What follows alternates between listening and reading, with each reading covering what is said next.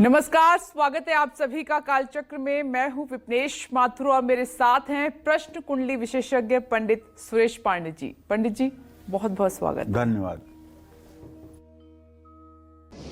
अगर आपके घर के आसपास गाय है, अगर आपने गाय को रोटी खिलाई है, अगर आपके घर गाय का दूध या घी आता है, तो बदलने वाली है आपकी किस्मत।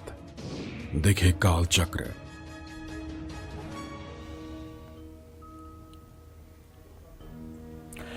जी हाँ, सिर्फ शास्त्र ही नहीं बल्कि साइंस भी गाय को सबसे सर्वश्रेष्ठ और बहुमूल्य मानती है। गाय के गोबर, गौमूत्र से लेकर गाय का दूध बेहद पवित्र और अनमोल है। ऐसे में आज पंडित सुरेश पांडे जी आपको गाय के धार्मिक और वैज्ञानिक पहलू से जुड़ी सबसे जरूरी और सटीक जानकारी देंगे। साथ ही गौ सेवा से कैसे कुंडली में बैठे कमजोर ग्रह भी शुभ फल दे सकते हैं और आपकी किस्मत चमका सकते हैं, ये भी आज जानेंगे हम पंडित जी से। तो बने रहिए कालचक्र के साथ। और इसके अलावा अगर आपका कोई भी सवाल है तो आप हमें फोन कर सकते हैं। हमारा नंबर है 012066524111।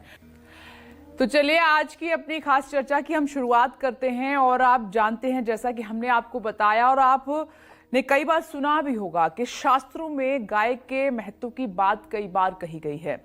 क्या शास्त्रों में कही गई ये बात बिल्कुल सच है कि गाय के हर अंग में देवताओं का वास है? आइए पंडित जी से जान लेते हैं।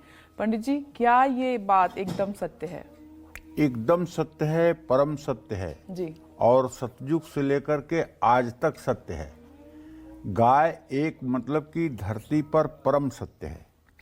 जब जब अधर्म बढ़ा है पृथ्वी पर, जब जब धर्म की हानि हुई है, तो पृथ्वी के साथ गाय भी भगवान श्री हरि विष्णु के सामने गई है। चाहे रामावतार हो, चाहे कृष्णावतार हो, हर अवतार में जी।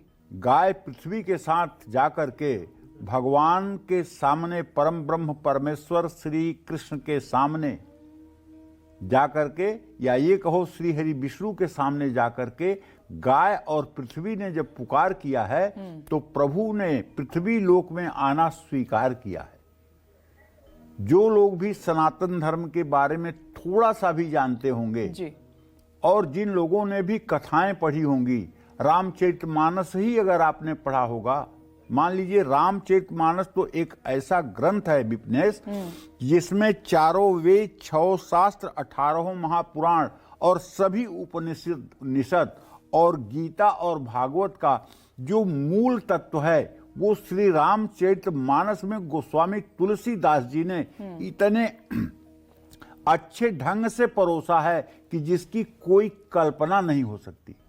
हमने भागवत पढ़ा है, हम गीता अध्ययन करते हैं जी। और हमने शास्त्रों का अवलोकन किया है। जब मानस की चौपाइयां देखते हैं और उनकी और भागवत में कही हुई बातों की, गीता के श्लोकों की, दोनों की समानता करते हैं, तो आश्चर्यचकित होते हैं कि गोस्वामी तुलसीदास जी कितने विद्वान थे, कितने मतलब कि भविष्य दृष्टा थे कि उन्होंने सारे शास्त्रों का सार ले आकर के रामचरितमानस में रख दिया है।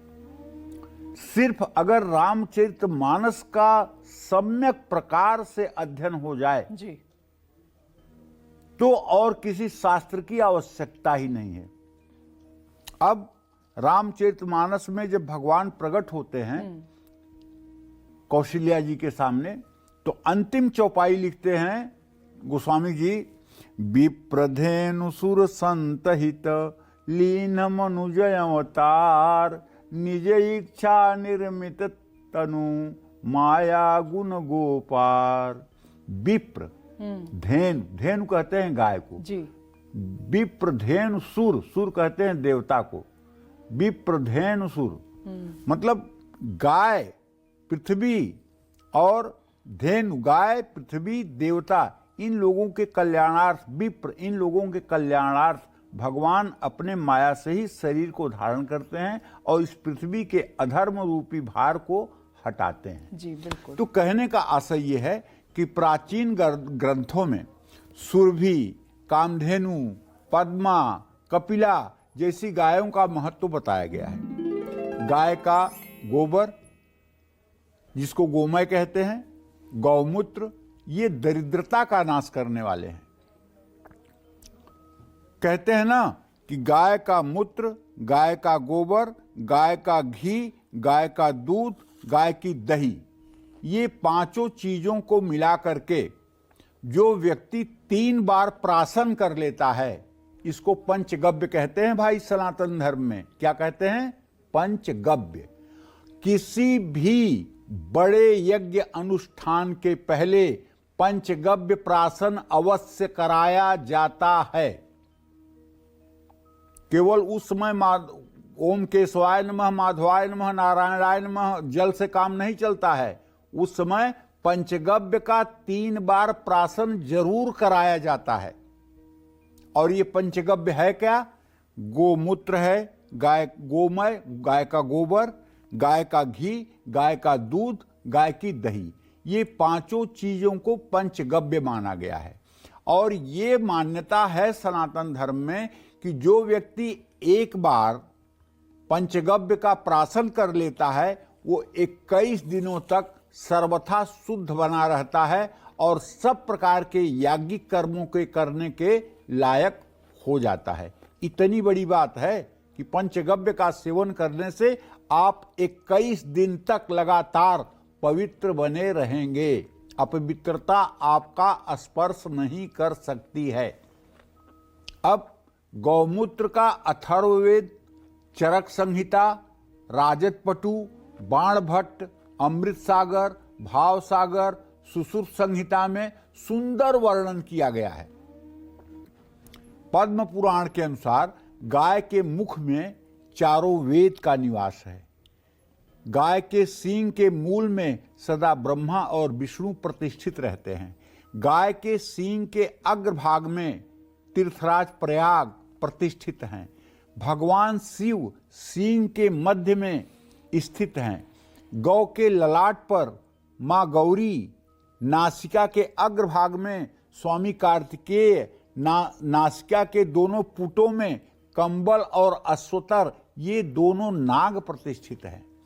गाय के दोनों कानों में अश्विनी कुमार, नेत्रों में चंद्रमा और सूर्य, एक आंख में चंद्रमा एक आंख में सूर्य प्रतिष्ठित हैं। गाय के दांतों में 8 वसुगण, जीभ में वरुण, कंठ में सरस्वती का वास है। गाय के गंडस्थल में यम और यक्ष, ओष्ठों में दोनों संध्याएं। गाय के गर्दन में इंद्र, मौर में राक्षस, पार्षिण भाग में सौरमंडल और जंघाओं में चारों चरणों में धर्म विराजमान है। खुरों के मध्य में गंधर्व, अग्रभाग में सर्प, पश्चभाग में राक्षस गण है। गौ के पृष्ठ देश में 11 रुद्र, कमर में पितर, कपोलों में मानव, अपान में स्वाहा रूप अलंकार है। केश समूहों में आदित्य, रश्मियां। गौमूत्र में गंगा और गोमय में यमुना और गौ के रोम समूह में 33 कोटि देवी देवता प्रतिष्ठित हैं।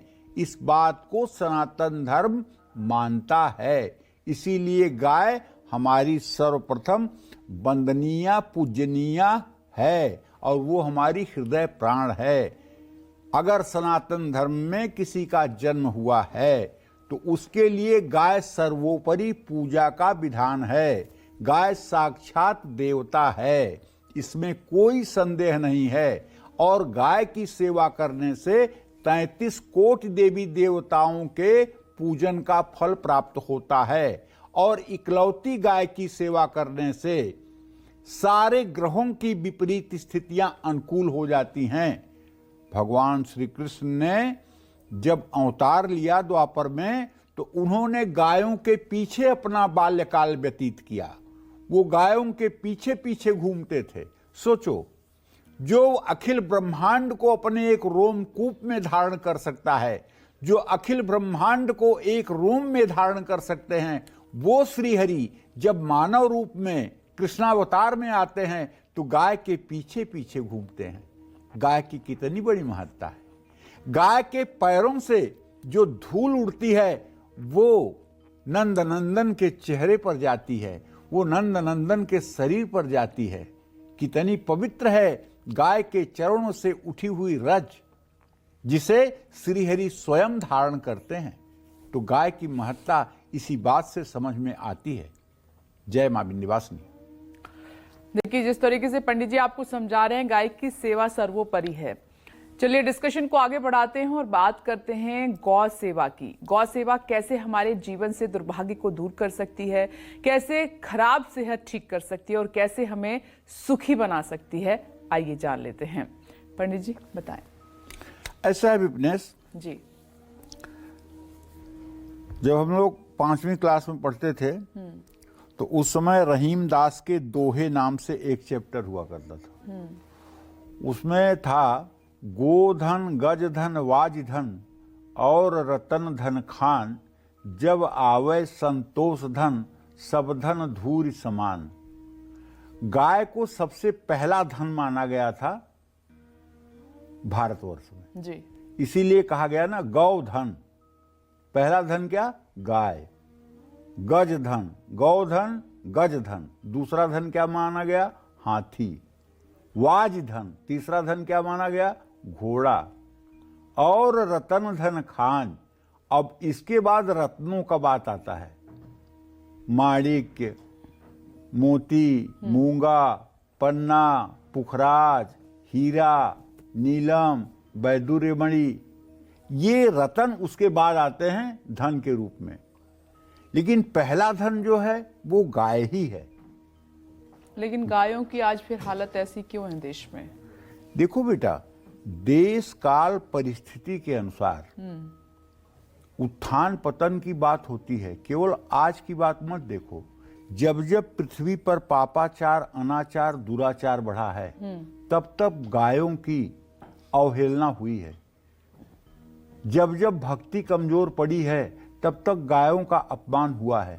तभी तो गाय जाकर के श्री हरि विष्णु के सामने पुकार करती है कि हे नाथ मेरा कल्याण करिए, और तब भगवान विष्णु अपना रूप धारण करते हैं। कोई ये पहली बार नहीं है। और आज की बात अगर करोगी तो गीता के 16वें अध्याय में 7वें श्लोक पर लिखा हुआ है कि अपरस्परम संभूतम किमन्यम काम है तुकम। आज का जो इंसान है वो ये मानता है कि भगवान कुछ नहीं है, ये संसार स्त्री और पुरुष के संयोग से पैदा हुआ है। यहाँ स्वर्ग नरक कुछ नहीं है। जितना भोग करना हो भोग कर लो, जितना धन जुटाना हो जुटा लो, जितना सुख भोगना हो भोग लो, यही ये संसार है। न स्वर्ग का आनंद दिमाग में है, न नरक का भय है। इसीलिए मनमानी आचरण हो रहा है जी।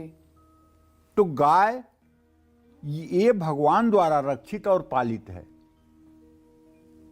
आज ठीक है, आपका कहना सही है, लेकिन आज ये भी आपको देखना चाहिए कि बहुत से ऐसे समूह हैं। आप वृंदावन जाकर के देखिए, वहां ऐसे ऐसे गौशाला हैं जहां 10-10 हजार गायें हैं और उनके समुचित चारा देख रेख की व्यवस्था है। और ऐसी नहीं कि गाय केवल दूध देने वाली गायों की व्यवस्था है।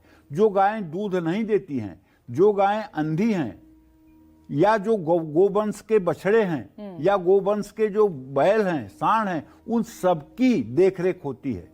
और ऐसे तमाम गौशाला हैं। आप दिल्ली में ही देखिए ना, गौशाला है, वहां गौशाला में गायों की देखरेख होती है, ऐसा नहीं है। लेकिन अब जो संस्कृति शहरों में रहने की हो गई है, लोग फ्लैट में रहना शुरू कर दिए हैं, तो अब गाय कैसे पालें? चाह करके भी गाय का दूध सबको चाहिए, लेकिन पाल नहीं सकते हैं, मजबूरी है। लेकिन हाँ, आपने सही प्रश्न किया है। मैं एक बात अपने सभी दर्शकों को बताना चाहूंगा कि देखिए, हिमालय के तलहटी में एक ऐसी गाय पाई जाती है जिसे आप अपने गोद में उठा सकते हैं, और वो दूध तो 1 लीटर केवल देती है, लेकिन बहुत शुद्ध दूध देती है और छोटी सी गाय होती है। जैसे दूसरी वाली गायें जितना बड़ा बच्चा पैदा करती हैं, उतनी बड़ी वो गाय होती है। अगर आपने कभी टीवी में, समाचार में मोदी जी को अपने घर में गाय के साथ देखा होगा, तो गाय के बच्चे को उठाते हुए भी देखा होगा। वो गाय का बच्चा नहीं, वो गाय ही है। मोदी जी ने अपने घर में जो गायें पाल रखी हैं, वो वही सब गायें हैं जो छोटे आकार की होती हैं। उन्हें अगर आप चाहें तो अपने फ्लैट में भी रख सकते हैं। तो गाय की सेवा करने का जब मन ही बन जाएगा तब तो कोई न कोई रास्ता निकल जाएगा। कुत्ता घर में हम रख सकते हैं तो गाय क्यों नहीं घर में रख सकते हैं? गाय को भी रख सकते हैं, लेकिन रखने की मनसा होनी चाहिए और रखने की एक दिमाग में तड़प होनी चाहिए। गाय के दर्शन, पूजन, परिक्रमा और गौ माता को सहलाने से, गौग्रास देने से और जल पिलाने से मनुष्यों को पाप ताप से मुक्ति मिलती है और मनोकामना पूरी होती है। गाय के शरीर में सभी देवी देवता, ऋषि, मुनि, गंगा जैसी सभी पवित्र नदियां, यहाँ तक कि तीर्थ निवास करते हैं। इसलिए गाय की सेवा करने से शुभ फल मिलता है। गाय के खुर की मिट्टी माथे पर लगाने से दुर्भाग्य दूर होता है। गाय को प्रणाम करने से धर्म, अर्थ, काम और मोक्ष, इन चारों पुरुषार्थों की प्राप्ति होती है। यात्रा पर जाने से पहले गौ माता का दर्शन करने से यात्रा मंगलमयी होती है। गाय को घास खिलाने वाला स्वर्ग को प्राप्त करता है। गोमूत्र, गोमय, गोदुग्ध, गोदही, गोघृत और गोरोचन से ये चीजें मतलब कि ग्रहण करने से उत्तम स्वास्थ्य की प्राप्ति होती है और कभी बुरे सपने नहीं आते हैं। गोरोचन विष और भूत प्रेत आदि का विनाश करता है। जिस घर में गाय दुखी रहती है वहां रहने वाले नरकगामी होते हैं। जिसके दरवाजे पर गाय हो और गाय की सेवा न होती हो, विश्वास करो ऐसे परिवार को अगर स्वयं भगवान श्री कृष्ण आकर सुखी करना चाहें तो सुखी नहीं कर सकते। वैसे तो किसी भी पशु को भूखा रखने पर दरिद्रता बढ़ती है। पशु पीड़ा, दरिद्रता, उसमें भी गौ माता आपके दरवाजे पर प्यासी हो, आपके दरवाजे पर भूखी हो, तो ये तो महा अनर्थ है। ये ऐसा पाप है जो कभी समन नहीं हो सकता। इसलिए गाय पालिए और गाय की सेवा तन्मयता के साथ करिए। जो लोग प्रातःकाल उठ करके गाय का दर्शन करते हैं उनका सारा दुर्भाग्य अपने आप दूर हो जाता है। आप श्रीमद् भागवत महापुराण पढ़ करके देख लीजिए। भगवान कृष्ण के साथ सभी ग्वाल बाल गाय की सेवा में लगे रहते थे और उन्हें क्या नहीं मिला? परम पद, जिसके लिए ऋषि मुनि तरसते हैं, उन श्री कृष्ण का सानिध्य मिला।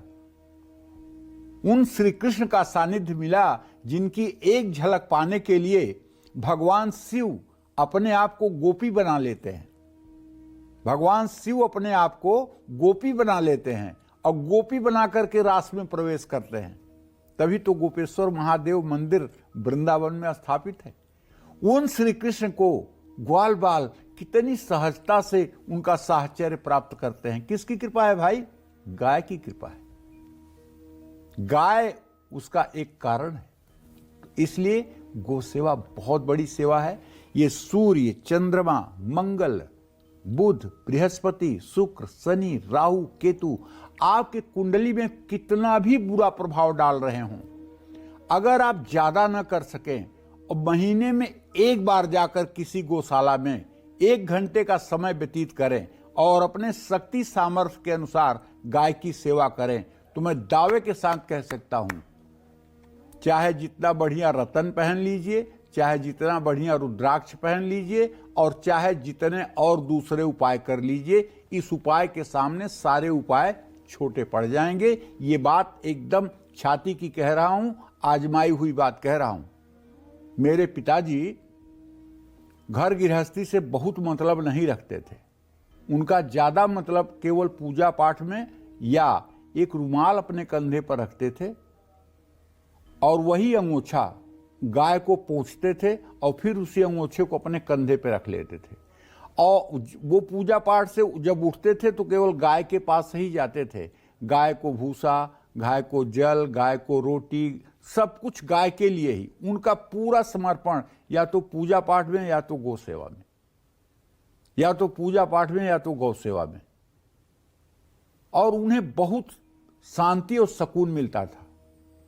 और वो जब गाय का महात्म्य बताते थे ना तो सुन करके लोग दंग हो जाते थे। तो कहने का मतलब है कि देखिए, मैं परिस्थितियों को समझ रहा हूं। आज की परिस्थितियां ऐसी हैं कि सब लोग गौपालन नहीं कर सकते हैं, लेकिन आप जहां भी रहते होंगे ना, वहां गौशाला जरूर होगी।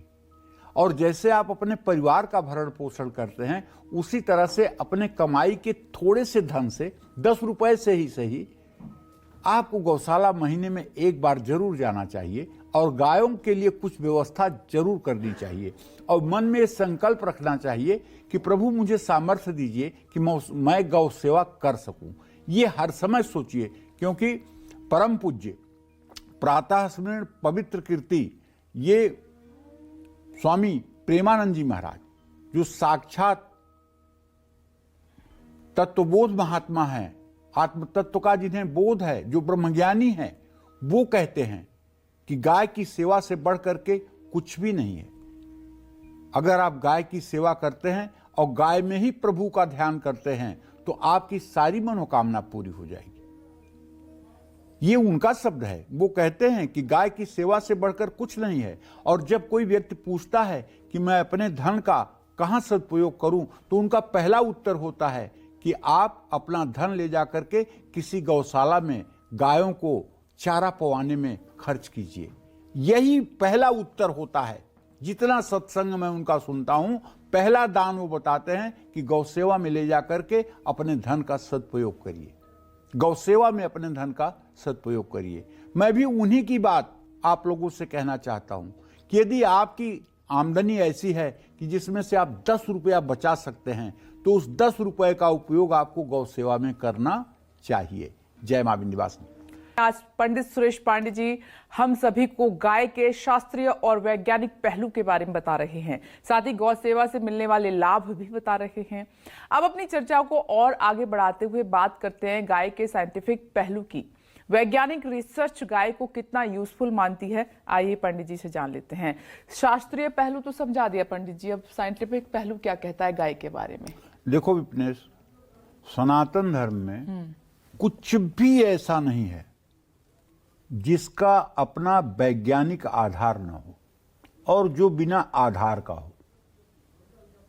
चाहे महिलाओं का बायां नाक छिदवाना, चाहे पैर में बिछुआ पहनना, चाहे पूरी मांग सिंदूर भरना, मतलब कोई ऐसा कार्य, चाहे पुरुषों का जनेऊ धारण करना, चाहे पुरुषों का कान छिदवाना, जितने भी कार्य सनातन धर्म के हैं, गोबर से जमीन का लेप करना, गाय के गोबर से जमीन का लेप करना, तो जितने भी कार्य सनातन धर्म में हैं, उन सब का कोई न कोई साइंटिफिक आधार है, कोई न कोई वैज्ञानिक आधार है।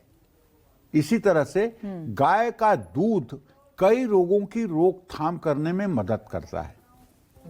मैं आपको बताऊं, अपने अनुभव की बात आपसे बता रहा हूं, इसको अंधविश्वास न समझिएगा। जिन महिलाओं के अंडे छोटे बन रहे हों और अंडे बन करके वो रेक्चर हो जा रहे हों, फूट जा रहे हों और गर्भधारण नहीं हो रहा हो, ठीक है, और आपने इलाज भी कर लिया, इलाज से भी अब आपको कामयाबी नहीं मिली है, डॉक्टरी इलाज भी अब आपके लिए फेल्योर साबित हो रहा है, तो एक बार मेरा एक उपाय है जो आयुर्वेद का उपाय है, इसे भी आप आजमाइएगा। एक दक्षिणावर्ती शंख लीजिएगा। दक्षिणावर्ती शंख वो शंख होता है जो कभी बजता नहीं है, अगर वो बज जाए तो सृष्टि का संहार हो जाएगा। दक्षिणावर्ती शंख महालक्ष्मी को बहुत प्रिय है। दक्षिणावर्ती शंख से महालक्ष्मी का, भगवान विष्णु का अभिषेक किया जाता है। हर घर में सनातनी के एक दक्षिणावर्ती शंख होना चाहिए। दक्षिणावर्ती शंख में गाय का दूध भर करके और उसे 2 मिनट तक रख करके, अगर गाय के पूंछ की तरफ से कोई महिला रजस्वला होने के 6ठे दिन से लेकर के 16वें दिन तक दक्षिणावर्ती शंख के दूध का पान करे और इस तरह से लगातार 6 महीने तक पान करे, तो मुझे विश्वास है जो शास्त्रों में लिखा गया है उसके आधार पर उसकी प्रजनन क्षमता ठीक हो जाती है और वो बीमारियों से मुक्त हो जाती है। ऐसा जरूर कर लेना चाहिए। ऐसा करने में कोई अलग से धन धान्य की जरूरत नहीं पड़ती है। ये हमारे शास्त्रों का वचन है कि अगर दक्षिणावर्ती शंख में गाय का दूध भरकर और उसे 2-5 मिनट तक छोड़ दिया जाए और उसके बाद में गाय शंख की पूंछ की तरफ से रजस्वला महिला अपने रजोधर्म के 6ठे दिन से लेके 16वें दिन तक उस दूध का पान करे तो निश्चित रूप से प्रजनन क्षमता अच्छी हो जाती है। गाय के दूध में प्रोटीन होता है, मिनरल्स होता है, कार्बोहाइड्रेट होता है, विटामिन डी होता है। गाय के दूध में रेडियो विकिरण से रक्षा करने की सबसे ज्यादा शक्ति होती है। गाय का दूध पीने से रोग प्रतिरोधक क्षमता बढ़ती है, इम्यूनिटी बढ़ती है। गाय के शुद्ध घी से हवन और यज्ञ करने से वातावरण में ऑक्सीजन बढ़ता है, उस जगह से जीवाणु नष्ट हो जाते हैं। गौमूत्र में ताम्र होता है जो मानव शरीर में स्वर्ण के रूप में परिवर्तित हो जाता है। स्वर्ण सर्व रोगनाशक शक्ति रखता है। स्वर्ण सभी प्रकार का विषनाशक है। देखिए ना, पहले राजा महाराजा स्वर्ण भस्म खाते थे। आज भी मकराध्वज गुटखा जो है आयुर्वेद की, ये स्वर्ण भस्म ही तो है। ये एक प्रकार से विषनाशक है। और गौमूत्र तो कीटनाशक होने से वातावरण को शुद्ध करता है। अब मान लीजिए पक्की फर्श हो गई, पहले जब हमारे घर कच्चे थे तो हमारे घर का बिना गाय के गोबर से लेप किए कोई यज्ञ अनुष्ठान नहीं होता था। चाहे वो विवाह का मंडप हो, चाहे वो सत्यनारायण की पूजा हो, पहले गाय के गोबर से उसको लीपा जाता था। उसके बाद में आटे से उस पर चौक बनाया जाता था, फिर उस पर पूजा पाठ का आयोजन किया जाता था। और गाय का गोबर जो है जमीन की, जो पृथ्वी की उर्वरा शक्ति है उसको बढ़ाता है। गौमूत्र त्रिदोषनाशक है, वात पित्त कफ तीनों को रोकता है। काली गाय का मूत्र पित्तनाशक होता है। गौमूत्र में मौजूद तत्वों के सेवन से कैंसर में मदद मिलती है। गाय का गोबर भी बहुत फायदेमंद है। ये एक बेहतरीन प्राकृतिक खाद है। गाय के गोबर में 23% ऑक्सीजन की मात्रा होती है। गाय के गोबर का लेप मकान की छतों और बाहरी दीवारों पर करने से हानिकारक विकिरण घर में प्रवेश नहीं कर पाते। गाय के दूध की छाछ गाय के दूध से 400 गुना ज्यादा लाभकारी होती है। गायत्री साधना में तो यहां तक कहा गया है कि गाय को जौ खिला दीजिए, और गाय जब गोबर करेगी तो उसमें साबुत जौ निकलेंगे। उस गोबर को छलनी में रख करके धो लीजिए। जो आपको जौ मिल जाए उस जौ को चक्की में पीस लीजिए और उसके आटे की रोटी बना करके, और गाय के छाछ से, गाय के दही से जो छाछ बनती है उस छाछ से एक समय सायंकाल सूर्यास्त के समय भोजन करके गायत्री की साधना करने से 24 बार 24 लाख गायत्री मंत्र का पुरस्चरण करने से मनुष्य अगर चाहे तो ब्रह्मा हो सकता है, चाहे तो इंद्र हो सकता है, चाहे तो कुछ भी हो सकता है। ये सबसे बड़ी साधना सनातन धर्म की है।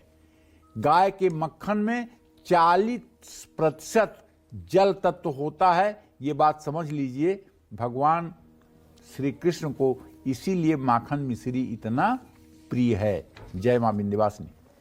और गाय पर अपनी इस विशिष्ट चर्चा को आगे बढ़ाते हुए बात करते हैं, गौ माता भाग्य कैसे बदल सकती हैं, कर्ज और कष्ट से मुक्ति कैसे दिला सकती हैं, साथ ही घर से दुख दरिद्रता को दूर भी कर सकती हैं क्या? आइए पंडित जी से जान लेते हैं।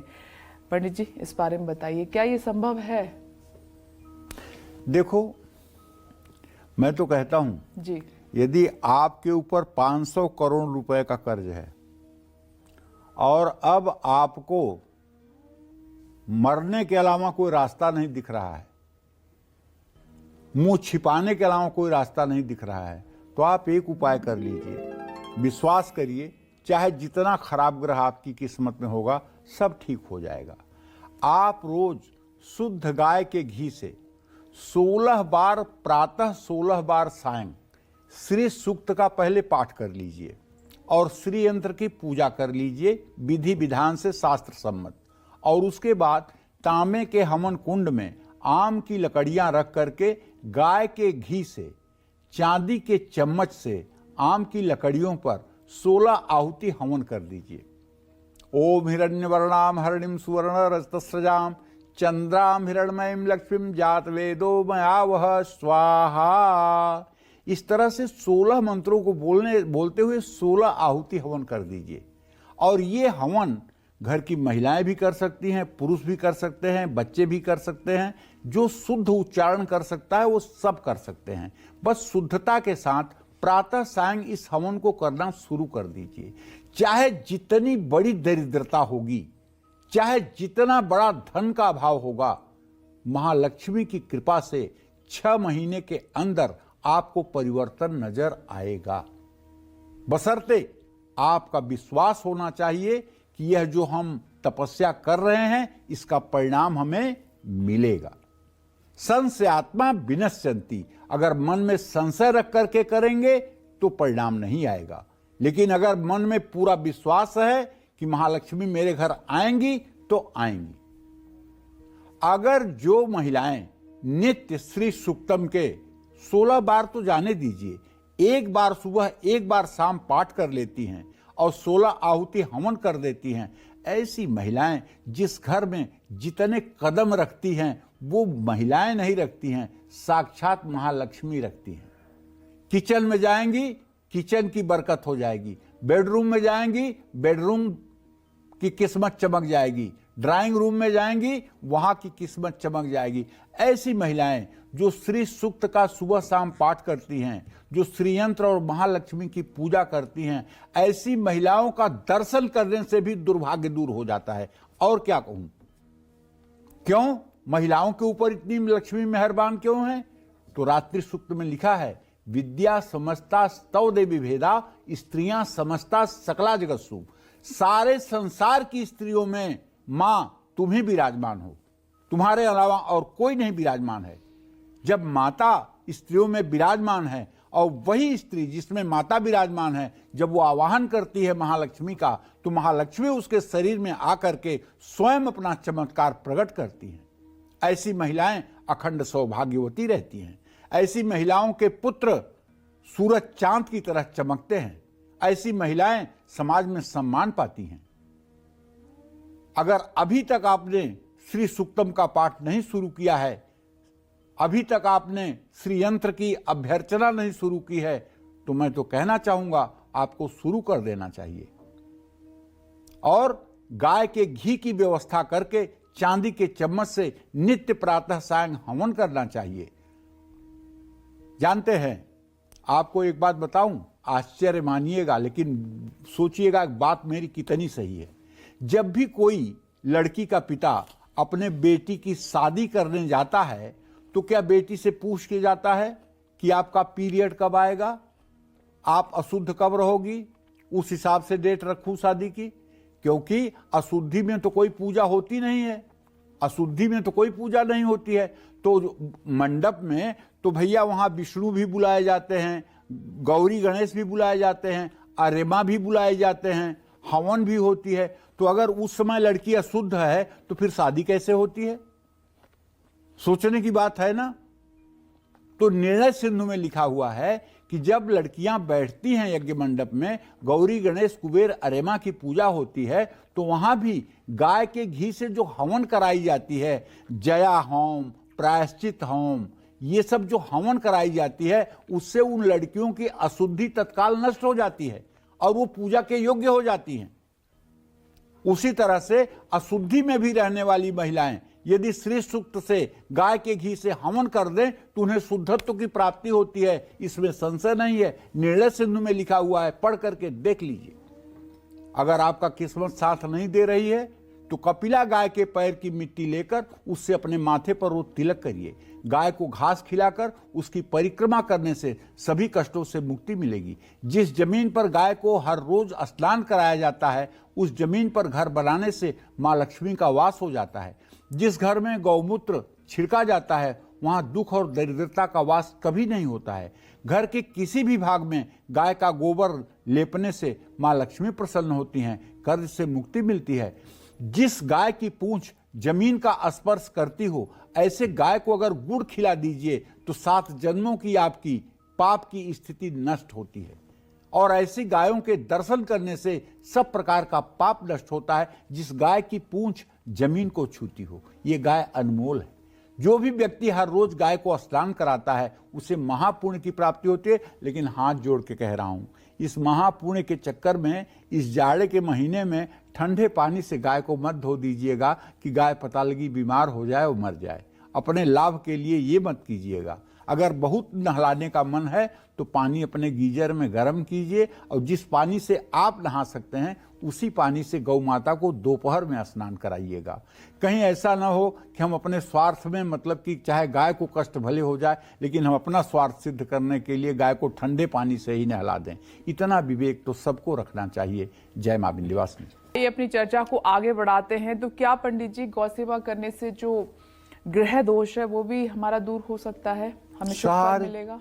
अरे यार, जिसने गौ सेवा कर ली विपनेश ना, उसके लिए नवग्रह रंक हो जाते हैं। ये नवग्रह भिखारी हो जाते हैं उसके सामने। जिसने गौ सेवा कर ली उसके लिए नवग्रह रंक हो जाते हैं। गाय सेवा कोई मामूली सेवा है। 33 कोटि देवी देवताओं के पूजन का फल मिलता है। सूर्य कमजोर हो तो गाय को गेहूं की रोटी खिला दीजिए। चंद्रमा अगर कमजोर हो तो गाय की सेवा करिए। मंगल कमजोर हो तो गाय को गुड़ खिला दीजिए। बुध के लिए गाय को जो है मूंग भिगो करके खिला दीजिए या पालक खिला दीजिए।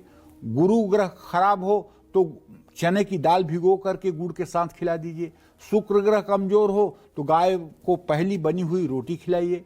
राहु के लिए काली गाय को भीगे हुए काले चने शाम को खिलाइए। शनि के लिए सरसों के तेल में पकी रोटी गाय को खिलाइए।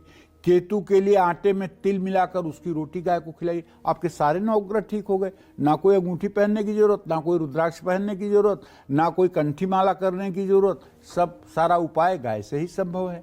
आप करके देख लीजिए, फायदा आपको अवश्य मिलेगा। जय मां विंध्यवासिनी। तो देखिए, पंडित जी ने आज आपको गौ सेवा के बारे में विस्तार से बताया है। हम उम्मीद करते हैं कि जो पंडित जी ने बातें बताई हैं आप उनका बहुत ध्यान रखेंगे। और कहते हैं कि गौ सेवा अगर आप करते हैं तो फिर आपको कुछ करने की आवश्यकता नहीं है। तो गाय को घर की किस दिशा में बांधें, बाकी पालतू जानवरों को किस दिशा में बांधें, पालतू जानवरों से कैसे जुड़ी है आपकी किस्मत, ये पंडित जी बताएंगे आपको। चलिए पंडित जी से अब हमारे दर्शकों को जल्दी से आप पंडित जी ये बताइए कि पालतू जानवरों को घर की किस दिशा में बांधना सबसे शुभ होता है और कैसे ये पालतू जानवर हमारे आने वाले अच्छे और बुरे समय के संकेत देते हैं? देखो विपनेश, ऐसा है ना, घर में पालतू जानवरों को मकान की उत्तर दिशा में या उत्तर पश्चिम दिशा में रखना चाहिए। भूल करके भी उत्तर पूर्व दिशा में नहीं रखना चाहिए। हाँ, पूर्व दिशा में रख सकते हैं लेकिन ईशान कोण में नहीं रख सकते। क्यों नहीं रख सकते? ईशान कोण देवता का स्थान है। देवता के स्थान में आप पशु नहीं बांध सकते, फिर अनर्थ हो जाएगा। घर की उत्तर पश्चिम दिशा पालतू जानवरों को रखने के लिए वास्तुशास्त्र में सबसे शुभ मानी गई है। गाय पालने से घर से दुख और कष्ट दूर हो जाते हैं। गाय को घर की उत्तर पूर्व दिशा में भी बांधा जा सकता है, केवल गाय को, लेकिन गाय के साथ अन्य कोई पशु नहीं। घर में ही गाय के लिए शेड बनाना चाहते हैं तो फिर ऐसा उत्तर पूर्व दिशा में ना करें, क्योंकि वो ईशान कोण है। गौशाला में बैठकर किए गए यज्ञ हवन जब तब करने से कई गुना फल की प्राप्ति होती है, इसमें संशय नहीं है। जय मां विंध्यवासिनी। तो देखिए, गौ सेवा करने से कितने ज्यादा आपको सौभाग्य की प्राप्ति होती है। आपके बिगड़े हुए काम बन जाते हैं। अगर आपका दुर्भाग्य चल रहा है तो वो भी संभल जाता है। तो अगर अभी तक आपने गौ सेवा के बारे में नहीं सोचा है तो सोचिए, और जब भी वक्त मिले और थोड़ी सी कमाई का हिस्सा अगर आप गौ सेवा के लिए सेव कर पाए, निकाल पाए तो जरूर करिएगा। पंडित जी, आपका बहुत बहुत धन्यवाद। धन्यवाद। और इसी के साथ उम्मीद करते हैं कि आज का हमारा विषय आपको बहुत पसंद आया होगा। कल फिर एक नए विषय और आपकी परेशानियों को दूर करने के लिए ढेरों उपाय लेकर आएंगे हम पंडित सुरेश पांडे जी के साथ। तब तक के लिए कालचक्र की टीम को दीजिए इजाजत। नमस्कार।